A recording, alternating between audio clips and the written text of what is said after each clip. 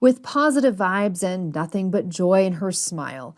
To Bridget Calvert, her niece Kylan Schulte was a ray of light. Her having such a beautiful soul, to see it complemented with someone like Crystal, that they could really enjoy life and do it together. Kylan and her wife, Crystal Turner, got married 4 months ago, loved living van life, and called the outdoors around Moab home.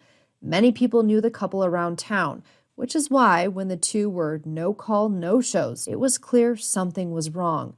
The family, all out of state, say police searched, but it wasn't until an acquaintance drove out to the South Mesa area and the LaSalle Mountains herself that they discovered the horrifying news. She was on the phone with my brother when she pulled up to the car. She looks at the site and sees a body and tells my brother that he sent a text that said it's Kylan and Crystal. The Grand County Sheriff's Office confirmed the two women were shot and killed, they believe, by someone else. The evidence that we've gathered at this time, that's what it's led us to believe was an isolated incident. That's all they can say for now.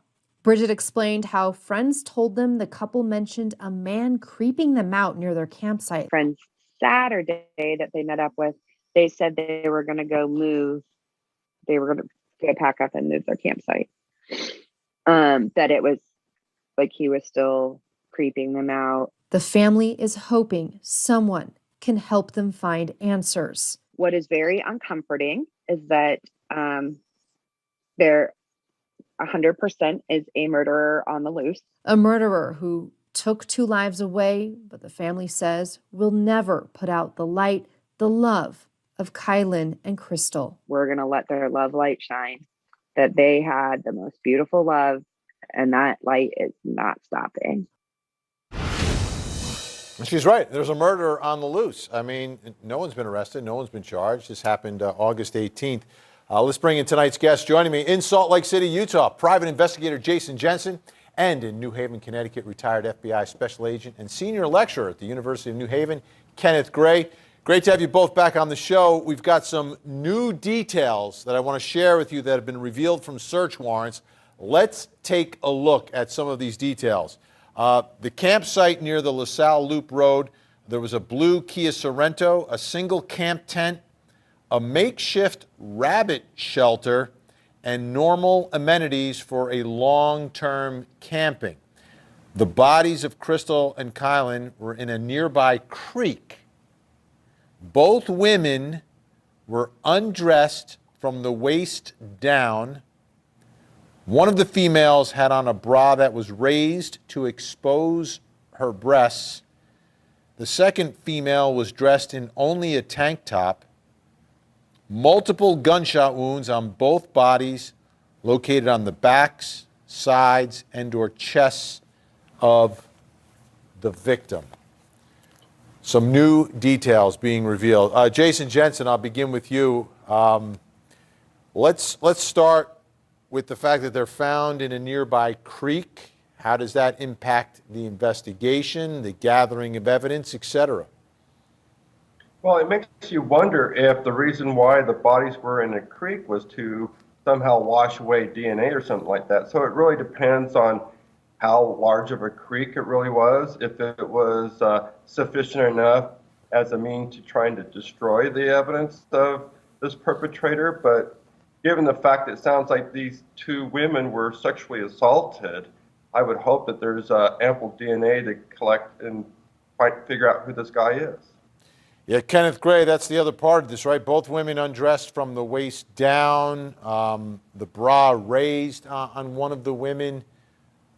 Does that get us close to trying to figure out a potential motive in all of this? Could this be done to throw investigators off the track? What are your thoughts? So I would first approach this from the simplest point of view that it looks like this is a crime motivated by, a sex crime. I'd like to know whether or not the local authorities there collected up any DNA evidence. That would make all the difference in the world if they do have DNA evidence taken from the both ladies. Or the Bureau also has devices called MVACs, which can pull DNA off of things like rocks, like clothing, like other hard objects. Something that previously was unavailable to get DNA from things that you would think there would be no DNA left behind. So if there was DNA that was left on some of the rocks near the ladies, it may be possible to still pull DNA off of that, despite the fact that they're in the water. Multiple gunshot wounds on both bodies, located on the back, sides, and/or chests of the victims. Jason Jensen, anything you're gleaning from that at this point, or other questions that you have related to that? Well, it clearly looks like the guy was going out of his way to make sure that he killed them, that they wouldn't be able to identify him or testify against him. So he's shooting them, and they're fighting, turning around, trying to avoid being killed, and obviously didn't work out that way. I've got more from the search warrants. Investigators were informed that Kylan had mentioned to her friends that if something happened to them, that they were murdered. Kylan had continued by saying there was a creepy man around their camp and they had been intimidated by him. Kylan and Crystal were reported to be last seen at Woody's Tavern, and security footage shows them leaving the bar August 13th at 10:30 p.m. As we say, they're living at this campsite, living what the relative said as the van life. Kenneth Gray, you've got the creepy man. How do you track down this creepy man? Sounds like, obviously, suspect number one would be the creepy man, but how are we going to find this creepy man? Yeah, that's a good question. And so I think that despite the fact that this is out in a rural area, there are still places that he may have gone into. So you would start looking in the area for things like gas stations, like restaurants, and start trying to develop potential suspects by checking into those places. I would also not discount the fact that there may be video in that area. There could be video at nearby gas stations. There could be video at nearby bus stations. There could be a potential to get a visual on this person. But first off, you need to interview people in the area, conduct what we normally would call a neighborhood. This is a pretty rural neighborhood, but conducting a neighborhood, you talk to all possible people in the area to see if they know anything about this particular crime. If they were so creeped out by this creepy man, other people may have seen someone like that and would recognize the description. I've got some more details. Again, this is all from the search warrant, newly revealed. A second vehicle, a gray 1987 Ford Econoline van, had been left in the parking lot of the McDonald's located at the intersection of Cane Creek Boulevard. Now, this is the van. Talk about living the van life. This is that van. The van was registered to both of the victims. There was one black journal with newspaper clippings, miscellaneous mail, pay stubs, a Bible, miscellaneous notes with handwritten information. Now, some other information coming forward now. We've got an electronic scale with residue which tested positive for marijuana, a glass pipe with a green leafy residue, small plastic container with green leafy residue, 10 blue pills identified as clonazepam, 13 white pills identified as ibuprofen, 9 capsules identified as amoxicillin, and 1.5 pink pills identified as prednisone. But I wanted to show you something else that came out of the search warrant, which was a storage unit, which was shared by both victims and the father of one of the victims. Okay, so they're sharing this storage unit. And in there, 5 marijuana paraphernalia items, 1 methamphetamine paraphernalia item, 4 cocaine paraphernalia items, 2 bags of white substance consistent with cocaine, 2 tablets, 6 smartphones. All right, Kenneth Gray, I'll start with you. So looking at the drug aspect of this, and obviously, it could be personal use. I don't know, but you've got a scale. What more do you want to know? What else would you look into based upon things that were found here, both in that van and in the storage unit?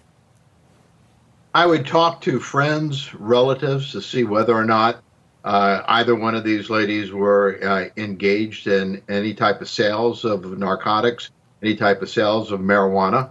The scale is something of interest there. The scale tends to imply that one or both were involved with trying to sell drugs on the side. And, one was working at that McDonald's where the van was found. I'd like to know whether or not the van was still working. Maybe the reason why it was still parked at the McDonald's was maybe it wasn't functional at the time.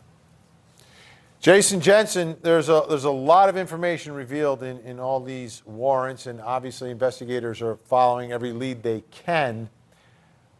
Where do you think the lead comes from that leads to a suspect here? Is it going to be from something forensically, something that was left, something that was found, or do you think it's going to come from a person who knows something? I think the strongest likelihood of leading to a suspect would be from the DNA testing. Ken hit the nail when he said about the MVAC. My friend, and I'm from Utah, I'm very familiar with Moab. One of the things that my friend Francine Bartle has developed using the MVAC is the Bartle method, which she's used to actually retrieve DNA off of the spent shell casings at a gang shooting. So it's very possible somebody like her could use the MVAC and extract DNA from the shell casing. So if they can do that on a gang shooting, they can do that here. All right, we're going to continue to track